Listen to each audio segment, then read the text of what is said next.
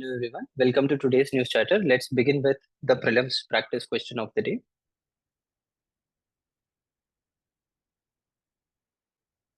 Take a look at this question. It is based on post-independence. So for post-independence history, I would not suggest you to skip it for prelims, even though it is more important from mains point of view. For prelims, what I would suggest is for one day, you can just take a look at all the important events that happened post-independence after 1947 until the recent times, and just note down the most important facts and details so that in case if you get a question, you will be in a position to answer. So here, three operations are provided and they have matched it with certain events. You need to identify which among them is correct. Operation Polo for merger of Hyderabad is correct. It is a police action taken by the Indian government to merge Hyderabad with the Indian Union. Operation Vijay, merger of Puducherry is wrong because Operation Vijay was related to merger of Goa with India. So Puducherry was under French control, and France and India had a very good relationship from the beginning of 1947. So they handed it over easily. We didn't have to take any action. Operation Gulmarg against invasion of Kashmir. Invasion of Kashmir started in 1947 itself, and Indian Army acted against it, and they repelled the invaders. But however, it is not Operation Gulmarg. Operation Gulmarg is the name provided by Pakistan to invade Jammu and Kashmir in 1947. So this option is also wrong. So the answer for this is one only. Let's start with the topics. India employment report these days, it has been in news regularly. So the basics that is mentioned in this report should be known. Certain things we have already discussed, but there are a lot of points which we need to remember apart from that. So the India employment report was given by the International Labour Organization. So it is very important. In this, it was told that the proportion of India's working age is people who are coming in this bracket, that is 15 to 59 years of age. So that has increased. The proportion of India's working age has increased to 61 percentage from 2011 to 64 percentage in 2021. So 3 percentage increase in 10 years, and it is projected to reach 65 percentage by 2036.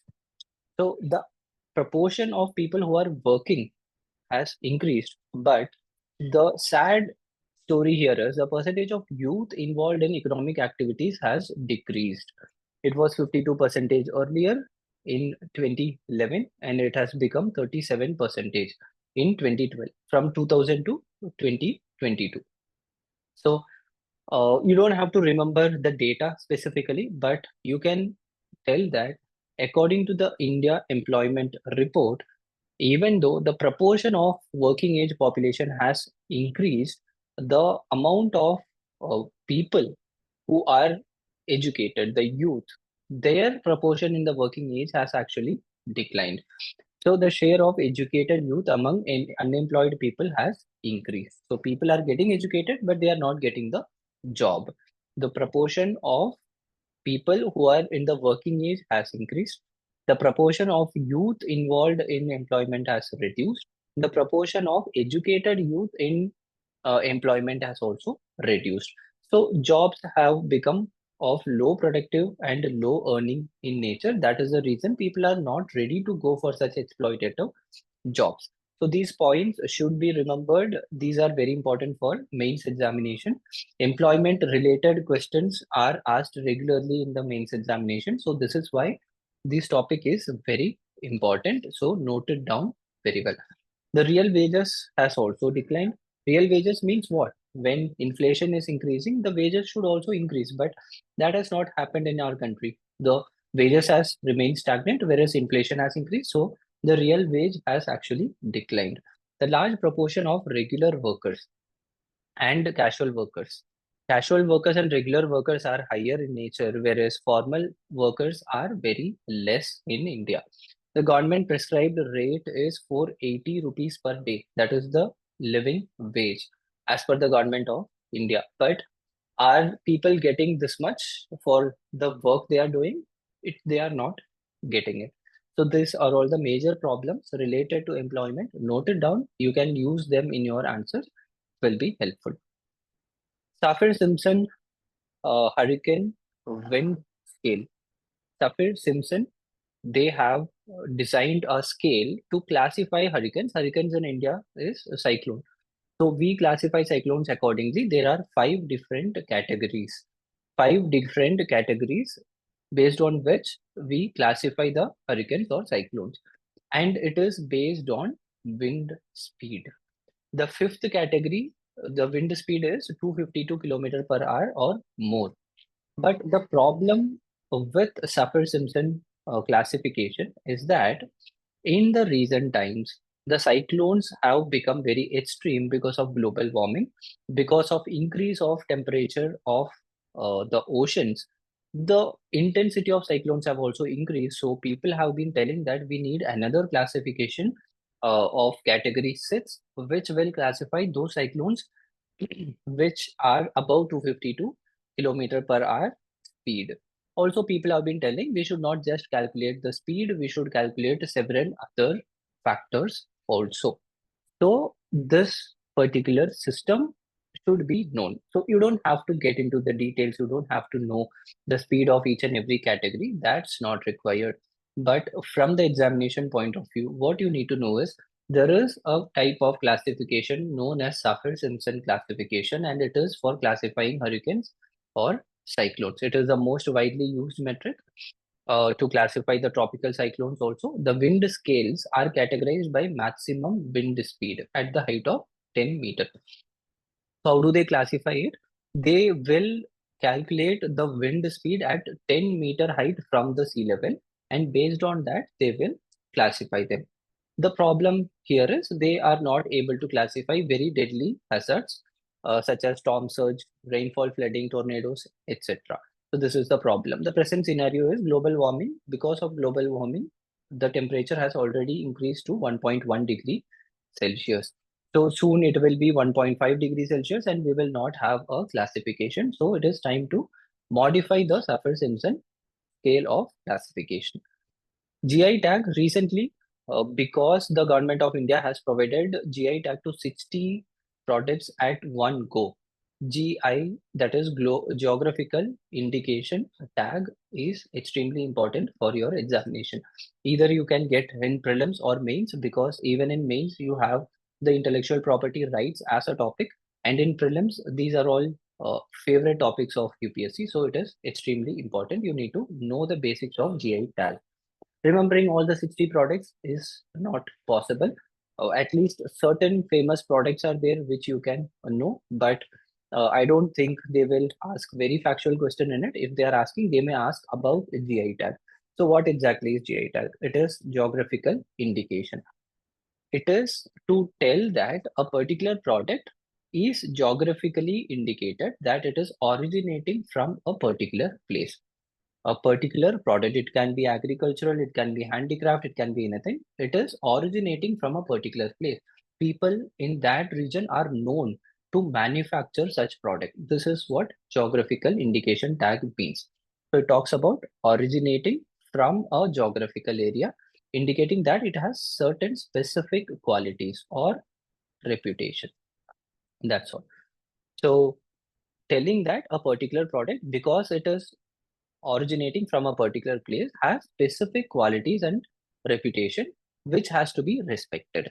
So how does it become legal? Because it is mentioned in trade related aspects of intellectual property rights of WTO. In WTO's TRIPS agreement, it is mentioned, and India has already signed the TRIPS agreement, because of which India had to form a act. So they passed the Geographical Indication of Goods Registration and Protection Act in 1999. According to this, we are classifying products into the category of geographical indicators. India, being such a big country, has several products under GI tag, but the country with highest number of GI tag is not India, it is Germany. For prelims, this is very important. People will think that India is so big. Every year, the government is giving several GI tags. So India must be the highest holder of the highest number of GI tags, which is not correct. It is Germany. Second one is China. So in India, handicrafts form the most proportion in GI tag. It is 45%. Then comes agriculture. So this point is also very important. It is the handicrafts which occupy the most proportion, and second comes agriculture. The current application acceptance ratio is only 46%. This shows that the government is not promoting GI tax to what extent they should promote, and the people who are applying for GI tax, they are not doing it in a proper process, in a proper way. So two things has to be done. One, the government should provide some support to people. Second, people should be educated. Producers often struggle post GI registration due to lack of guidance and support.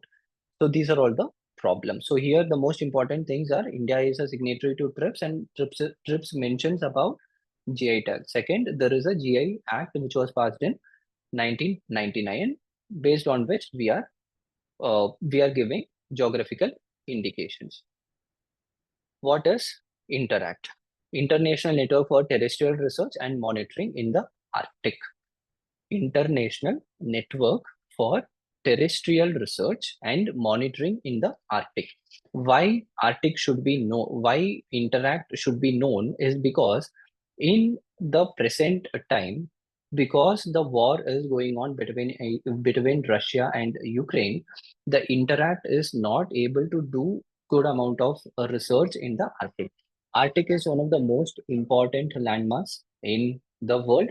It is highly susceptible to global warming. It is getting impacted because of the regular warming of oceans.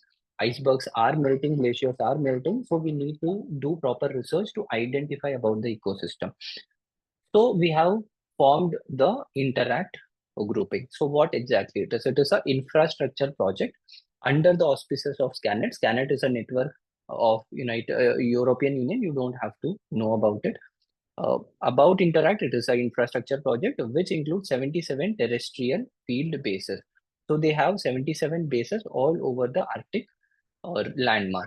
And it does not just include European countries, it includes Northern European countries, that is the Nordic countries. Then Russia is also there, United States is there, Canada is there, Greenland, Iceland, Faroe Island, and Scotland. Try to remember them. The North European countries. Apart from that, we have Russia, US, Canada, Faroe Islands, Scotland, Iceland, and Greenland also.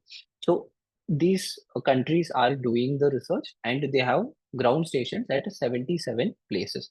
So why to do it? To build capacity for research and monitoring in European, Arctic, and beyond. To do research, scientific research. And the funding is done by European Union. The basic objective of it is to build capacity for identifying, understanding, predicting the responding to diverse environmental changes. What are the environmental changes that can happen in Arctic? What is happening at present? What can happen in future? How to prevent any disaster in future? So this is the basic idea of INTERET. Most important point you need to remember from mains point of view, it is funded by European Union, the number of countries and the name of the countries who are involved in this. These 2 points are very important. Try to go through them and remember them. One important point which is required to be studied from prelims point of view, because the 16th Finance Commission is going to be constituted very soon. So about 15th Constitution and the tax devolution should be known. We have two kind of devolution. One is vertical tax devolution, horizontal tax devolution. In vertical tax devolution, the amount of money that the central government get as tax should be shared with the state governments also. So at present, 41% of such amount is shared with the state government. In horizontal devolution, we talk about sharing with different states. So 41% is the vertical devolution. After that 41%, how are we going to share with the people? There is a formula for that. So the formula is mentioned here. How are we going to divide the money? We are going to divide the money based on certain factors such as population, area, income, distance, demographic transition, forest and ecology, and tax effort. You need to know them.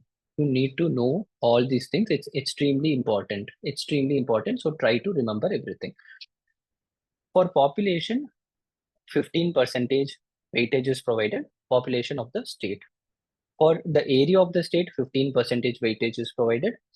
For income distance is the distance between the richest state to the state which is in question. For example, let's say Maharashtra has the highest revenue in the country. If we have to calculate for Uttar Pradesh, what is the distance between Maharashtra's revenue and Uttar Pradesh revenue? That will be considered, and 45 percentage weightage will be provided to it. Why high amount of weightage is provided to it? Because the weakest state, the poorest state, should get more revenue from the center. So 45 percentage for it. Demographic transition. Demographic transition is how much work a state has done to reduce population growth. For that, 12.5 percentage. Forest and ecology, 10 percentage. And tax effort, the amount of effort the state has uh, given to collect the tax money, 2.5 percentage. Try to remember everything. For prelims, it is important. The highest weightage is for income distance, 45 percentage, 15 percentage for population, 15 percentage for area, 12.5 percentage for demographic transition. Forest and ecology has 10 percentage, and tax effort 2.5 percentage. So try to remember all these things. It will be helpful. So that will be all for today. All the best. Study well. Let's meet tomorrow.